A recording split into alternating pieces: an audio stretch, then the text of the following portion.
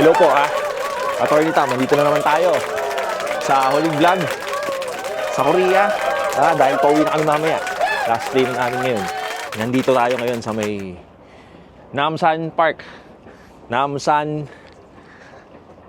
Tower. Yan. Diyan yung si Park Seo-joon, yung tumatakbo siya dun sa Itaewon Class. Napanood nyo ba yung Itaewon Class? Hindi nyo napanood dahil hindi kayo makaka-Korean drama di ba? Pero ano rin to, may mga tourist doon na nagpipicturan. Ayun, anyway, ang tanong natin ngayon, Attorney, pwede bang pigilan ni Judge ang settlement? Pwede bang pigilan ni Judge ang areglo? Kung gusto na ng dalawang parties na magkasundo, gusto na namin mag-enter ng compromise. Pwede bang, Attorney, ayaw pumayag ni Judge, pinipigilan ni Judge. Pati si Piskal minsan, hindi pumapayag. Pwede ba yun? Okay? Di ba? Di ba, choice naman minsan ng mga parties kung magkakasundo sila o hindi.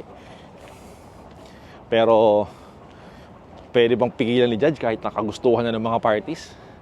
Yan ang sasagutin natin, Akit lang tayo ng konti doon sa taas. Konti na lang. Konti na lang. Ang taas niyan. Promise. 120, 130 yung ano ko dito. Heartbeat per minute. Di ba? Ang ganda. Effort nga lang. Kailangan mong sipagan para makaakyat. Di ba? Parang kami ni Park Seo-joon, sinisipagan namin para maganda yung shoot. Okay, ito na tayo sa taas.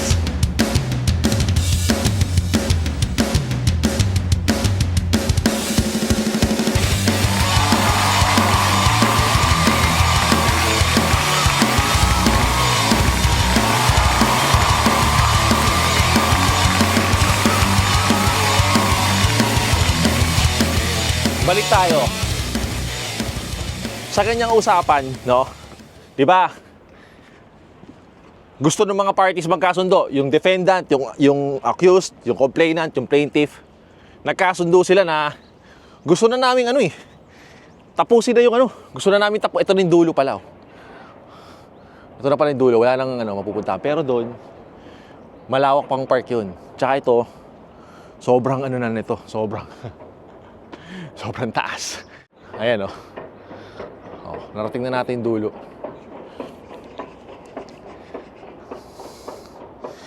Gusto na ng mga parties na magkasundo, magsettle. Pero haharangin, pipigilan diyan, sasabihin niya hindi pwede. Hindi pwedeng yan. Hindi pwede yan. Pwede ba 'yon? Pwede ba yung gano'n na ayaw ni Judge kahit gusto na ninyo? Kailangan nating balikan yung mga old vlogs.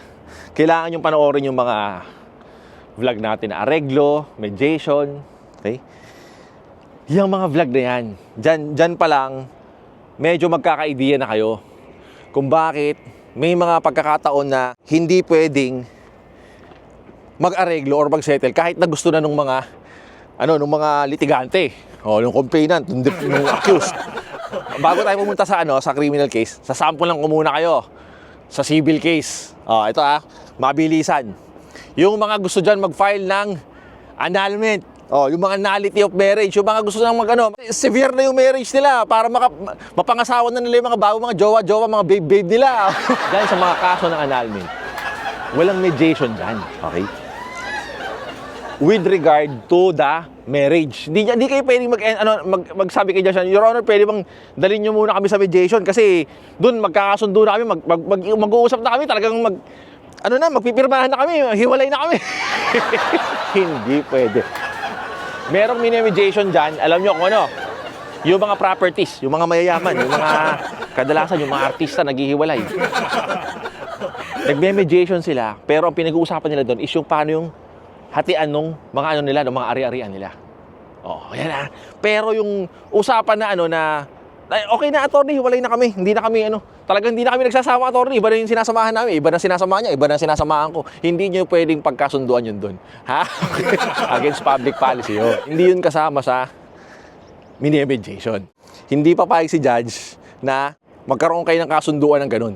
O kung magkaroon man kayo ng kasunduan na gano'n, which is normally naman, talagang nagkakasundo na, talagang ayaw na nila sa isa't isa, hiwalay na talaga sila, sa korte, hindi tatanggapin yun. Kasi normally, pag kayong mga cases ay mediatable, pag sinabi ninyo na, Your Honor, okay na po, settle na po kami, didismiss na po natin yung case, tapos ano po, Your Honor, atras ko na po yung kaso, sasabihin ni complainant, tapos sasabihin naman niya, so po, Your Honor, magbabayad na ako. Oh, sa mga normal na mga mediation, sa mga normal na compromise.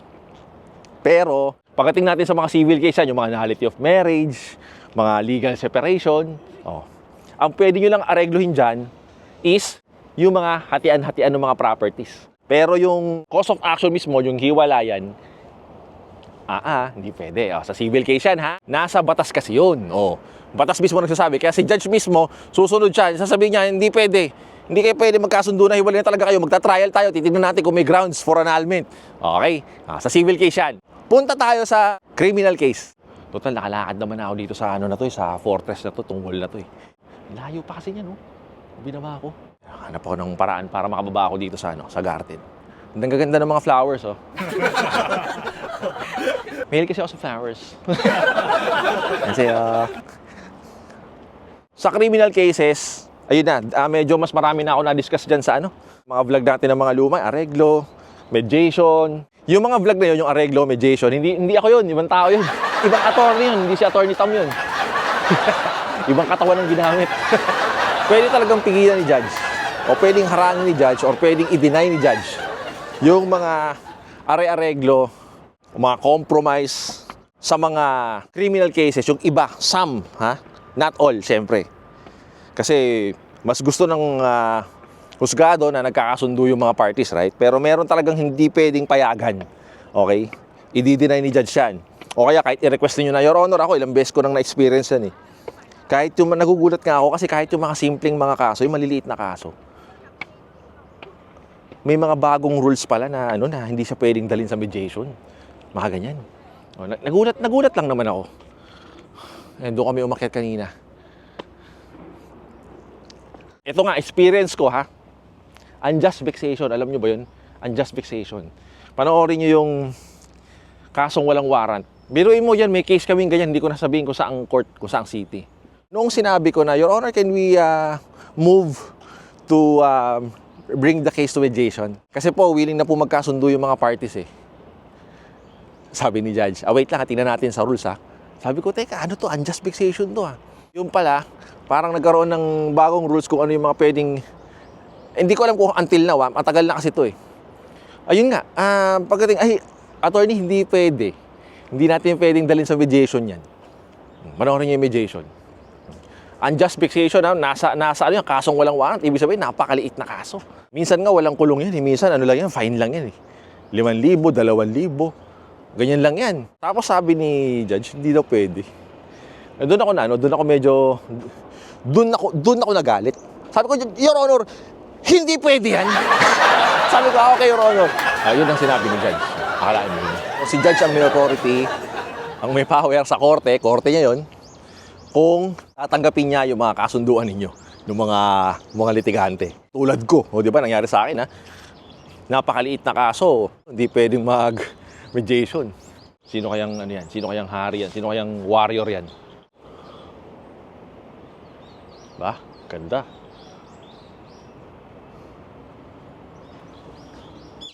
Hi, my love. So ano pa? Ano pang mga ibang example? Attorney, yung paano yung kaso namin na acts of lasciviousness, yung rape? Yung pamilya nung nagdemanda ng murder sa asawa ko attorney, willing na kami magkasundo na, magsettle na kami. Sabi namin magbabayaran na lang kami. Ayaw ni judge, hindi raw pwedeng mag-desistance. Manoorin nyo rin pala yung desistance. Kumbaga kahit na nag-execute na ng affidavit of desistance, yung complainant, yung private complainant, ayaw, hindi pinayagan, hindi tinanggap ni judge, or pinail man nila, denied. Kasi nga, yung mga ganyang kaso, hindi pwedeng isettle. Hindi pwedeng hindi pwedeng i-atras yan. Hindi rin papayag ang piskal, yung prosecutor, hindi papayag. Hindi mediatable cases yung mga yan. Kahit na mag-enter pa ng compromise agreement, hindi pwede pag masyadong mabibigat yung mga ganyang klaseng kaso. Attorney, paano kaya yung mga drugs? Mga sugal-sugal, yung mga nahuli nagsusugal, yung mga trafficking. Yung mga ano, yung mga cyber na mga ginagamit yung mga bata, Tony. Pwede bang kunwari ayaw na lang ng mga magulang magdemanda? Eh, kadalasan ngayon mga magulang nga, mga nakakasuhan sa ganyan. Kaya tanong sa mga drugs, yung sa mga sugal-sugal, hindi pwedeng aregluhin yan. Sasabihin nyo doon sa mga pulis na nanghuli, areglo na, settled na, iatras na nila. Ganun ba yun? Hindi rin pwede. Wala kang makikita sa court na ganun na, Your Honor, dalhin po namin sa mediation to. Yung sugal, wala. Kahit na nasa MTC yung ibang cases na ganyan. Lalo na yung drugs case, nasa RTC. Wala pa ako sa dami ng taga nyo sa bato, sa araw-araw ko sa korte, at may mga hawak akong kaso na ganyan. Wala pa akong narinig na kahit isang judge, sabihin ko na sa inyo, yung magsasabi na, okay, I'll bring you to mediation na kayong dalawa. Police officer, yung poster buyer, magkasundo kayo sa mediation. Wala. Walang ganun, ha? Kasi nga hindi pwede, nga hindi lahat ng kaso tatanggapin ni judge kahit na nagkasundo na ang mga parties. Kunyari, sa labas, nakausap niyo yung pulis, naawa naman kami doon sa asawa mo. Ma'am, sa tatay mo, ma'am, naawa naman kami. Sige, magkasundo na lang tayo. Iatas na namin itong drug system, 511, iatas na namin. Nope. Walang ganon. Okay? Malino tayo dyan. Tirik ang araw pero malamig. Pero hindi na siya katulad nung lamig nung bagong dating kami dito. Kasi tag-transition na eh. So mga 2 days ago. Transition na siya from spring to summer. Okay? Kaya medyo ano na ngayon, ano na yung araw. Tsaka hindi na katulad nung mga nakaraan na 7 degrees. Yung init. 7, 5, gano'n, paggabi. Pero tas meron pa, kahit tanghali, mga 10, 9, gano'n, tanghalin tapat yun, gano'n kalamig. Talaga makikita mo, kami ang dami-daming suot kasi malamig. Ngayon, ang bilis ng transition nila dito. Nag-summer na ito, naka-t-shirt na lang ako. Pero malamig pa rin yung simoy ng hangin. Tsaka kahit kanina, di ba, nasa araw ako, lumalaban yung lamig. Kinuwentuhan ko lang kayo tungkol dito sa Korea. Kasi, April ngayon eh. Kayo, kung ayaw niyo ng malamig, mga May, June, summer, ganun. Klima dito, long winter, tapos short spring, and then another long summer. Ganun daw ang ganun daw ang klima dito. Ako kini-inform ko kayo bilang lokal ng Korea, naka 9 days lang, lokal na. Naka 3 lipat kami ng tirahan dito. Wala kami NPA kami dito, no permanent address kami dito. Going back, patapos na tayo. So, now, alam nyo na pwedeng pigilan ni Judge.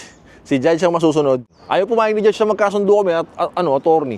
Tuloy na lang daw yung kaso. Kasi nga, may mga kaso, baka yung kaso ninyo, pasok siya dun sa mga rules wherein hindi pwedeng magkasundo. Okay? So, marami pong salamat I hope, inform ka na hindi ka na nagugulat kung bakit ayaw ni Judge na magkasundo kayo o ayaw tanggapin yung pagkakasundoan ninyo. Okay? So, God bless Ciao!